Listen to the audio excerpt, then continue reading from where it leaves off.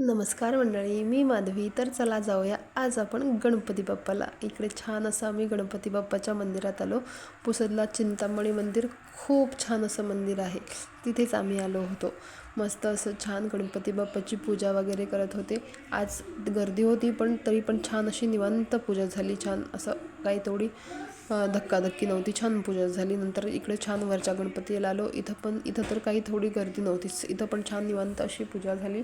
आणि नंतर इकडे बघू शकता तुम्ही, इकडे महादेवाचं सुंदर असं मंदिर आहे, तिथेच मी आले होते. इकडे पण छान अशी पूजा झाली. इतकं छान वाटते या मंदिरात, काय सांगायचं कामच नाही.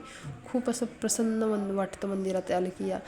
आणि नंतर आता बाहेर आल्यावर आपल्याला काही ना काहीतरी थोडं खायचंच असतं. या मुलांना तर खायचंच असतं, ते त्यांना मग ते चांगलं असो हेल्थसाठी किंवा नसो. मी काय बाहेर तेवढं काही खाल्लं नव्हतं, म्हणून यांनी माझ्यासाठी बदाम शेक घेतला होता, तोच मी इथे घेत आहे.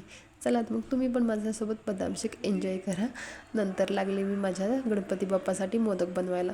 हे मोदक मी शेंगदाण्याच्या पिठामध्ये गूळ टाकून असेच मी मोदक बनवत असते.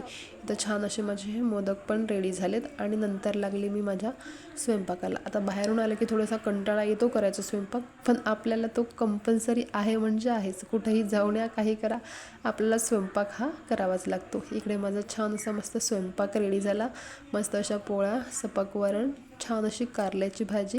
आजची कारल्याची भाजी अजिबात कडू झाली नाही, खूप छान झाली होती. आणि मस्त असा आपला भात. इकडे माझा स्वयंपाक रेडी झाला. नंतर करायची होती मला गणपती बाप्पाची पूजा. इकडे माझी छान अशी पूजा वगैरे झाली. चला तर मग आजच्यासाठी एवढंच. भेटूया नेक्स्ट व्हिडिओमध्ये. व्हिडिओ आवडल्यास तर लाईक, शेअर, सबस्क्राईब करा.